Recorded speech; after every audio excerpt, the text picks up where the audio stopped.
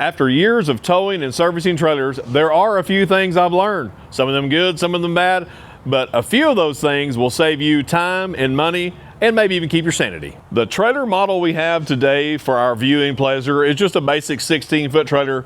I chose this because that's what a lot of us are going to have. May have it in the 14-foot version, maybe even a little shorter. What we're going to talk about today does not only just apply to this utility trailer, but it will apply to deck overs and even some cargo trailers. We're just going to cover the basic things that I prefer for my basic setup, just to make sure that I'm ready when I go to tow something, I'm ready to tow that. That being said, we'd like to thank the sponsor of today's video, eTrailer, for providing the components for my basic setup that I prefer, so I can show you, so that you can, that may be your basic 5 that you want, or you may add to that and you may have 10 that you really like. It also gives you, with etrailer.com, a great outlet to buy online trailer parts. Great resources on there, good descriptions, so be sure to check them out. So let me show you what I prefer on my basic setup. Probably my favorite upgrade is going to be spare tire mount. So this is a stake pocket spare tire mount made by Buyer's Product.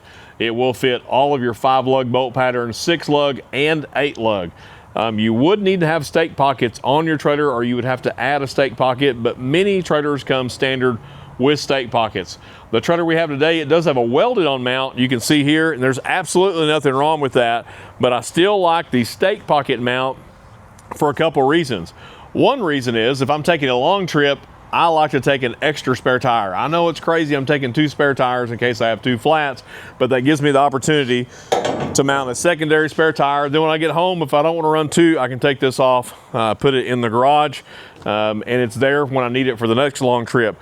The other thing too, depending on how you're tying your load down, whatever you may be hauling, this may interfere with that, so you could take this off, move it towards the back, front, or even the other side of the trailer. So I'm a big fan of the stake pocket spare tire mounts.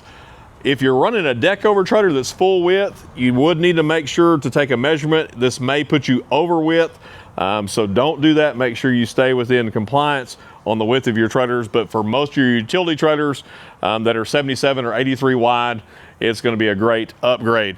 You just got to have a spare tire to go on it. Another upgrade, maybe even a pet peeve of mine, is trailer plugs. There's nothing more aggravating when you get in your truck and it says trailer disconnect, trailer connect, trailer disconnect. It makes me want to beat the dash out with a small 4-pound hammer. So a way that you can fix that is many times is upgrading the plug that came from the trailer originally.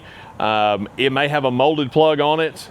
Some of the molded, all the molded plugs are not created equal. This is a Hopkins. This is a good molded plug that you can swap yours out. It does come with an 8-foot pigtail. They make some different links on this as well. The other thing that I really like to utilize this, a lot of your smaller trailers, or if you're running a no brake trailer, is going to come with a 4-way flat.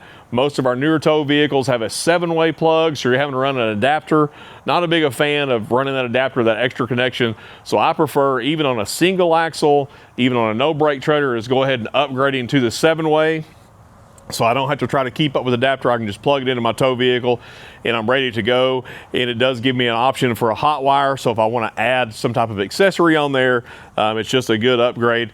Make sure when you do buy one, like I said, make sure you get a quality one. This is a Hopkins. And with all the parts in this video, we'll leave a link in the description at etrailer.com, so you can make sure you check these out and anything else you may need while you're there. There's maybe nothing more aggravating when you do load whatever it is that you're carrying, from a side-by-side to a pallet of material you've picked up at the store, to not having a good tie down point. It will make you have a bad day. So that's one thing I like to do, is add some extra tie downs. Many times when you buy a new trailer, they're limited. They'll have some stake pockets, maybe a few tie downs, but most of the time it's just gonna have a basic amount of tie downs, unless you specifically order it for your needs.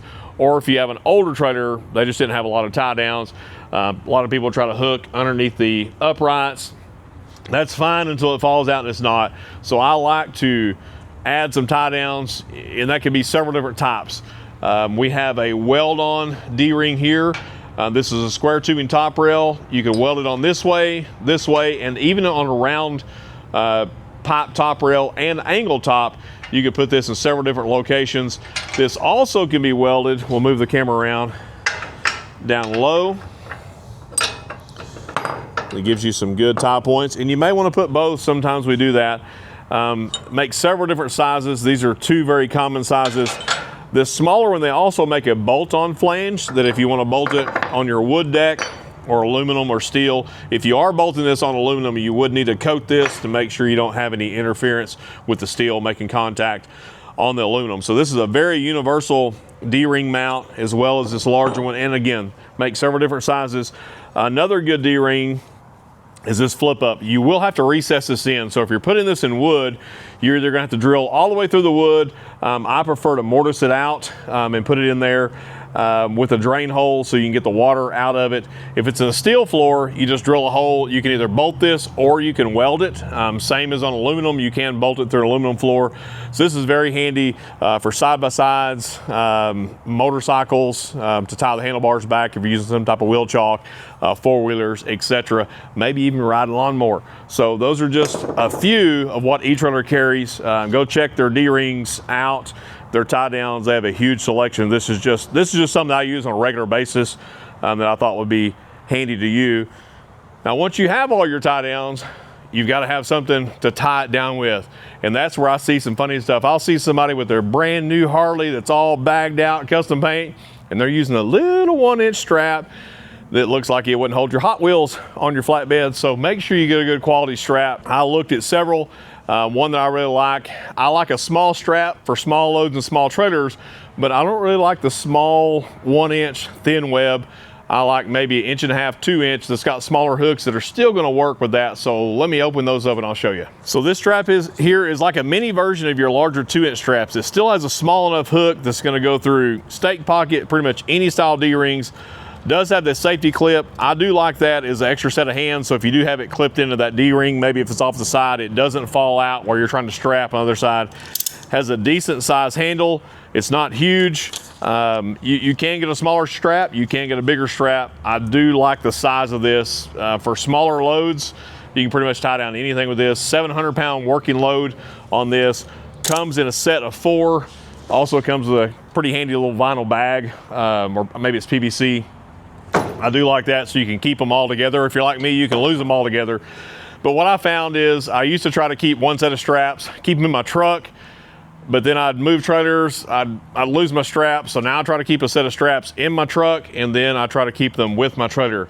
Now that being said, where are you gonna put them on your trailer? You're gonna leave them on the deck, you're gonna leave them in the bag. That's handy, but they're gonna walk off. So I didn't used to do this a lot, but this is one of my favorite things that I add to a trailer now. And last but certainly not least is the old trailer tongue box. I've become a big fan of trailer tongue boxes. And before some of y'all commenters start saying, well, that jack ain't gonna work, it's gonna hit. I know that, we're gonna talk about that here shortly. This is aluminum box. You can get them in aluminum, steel, several different configurations as far as depth, height, and tongue width. But at least with this, you can keep all of your stuff together. You can put your straps in here, whatever you need. Maybe battery charger, you know, if you're hauling side-by-side UTV or something like that. It is a lockable box. I really think it's handy. That being said, I wanted to show it on this unit because if you run out and buy you a tongue box, it may not retrofit, or it may not fit on your trailer without having to retrofit it. This is not going to work on this jack. So this is something for me. I'm going to change my jack. It is worth the time and the money to delete this jack, to change it with something else, to have a toolbox. On this is not a bolted on jack, it's welded on, so it's got to be cut off. So if you have the capability to cut and weld, get that dude off, and you're gonna put on a Sidewind tongue mount jack. So you would remove this top line and go with the Sidewind. It will clear the toolbox and you'll be good to go. Now, if your jack is mounted up here on the tongue and in the original location, you ain't gonna have to do nothing, just stick your tongue box on there. But a lot of them are starting to move back so that you can open your tailgate on your truck, and I think that's handy. So for me, I'm just gonna take the top line, put the Sidewind out, I get my toolbox, and like I said, several different options you can have here, but I just think this is pretty handy dandy. I don't necessarily put this on here to keep people from stealing stuff, because if they're gonna steal it, they're gonna steal it. I keep this for me to keep my sanity, because sometimes I'm not the most organized and I'll just leave crap everywhere, but here I can fill this thing so full that I have everything, and I make it put like 30 straps in here. So when I do leave a few of those laying around, I have a few to fall back on. There's one more set of tie downs that I forgot to show you. I'm gonna run go grab those. I don't want to leave those out because they may be handier for a bigger load. For some of you hot shotters, maybe some farmers, some heavier haul guys, you know, that little strap over there is not gonna work. So this G70 chain, this is a 1/2 inch chain.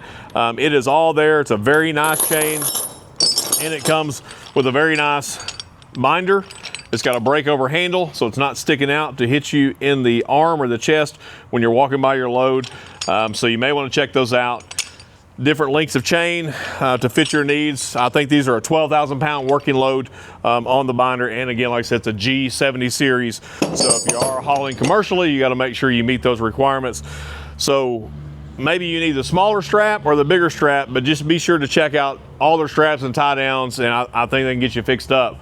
We appreciate you watching. Make sure you check out etrailer.com for all of your online trailer parts needs.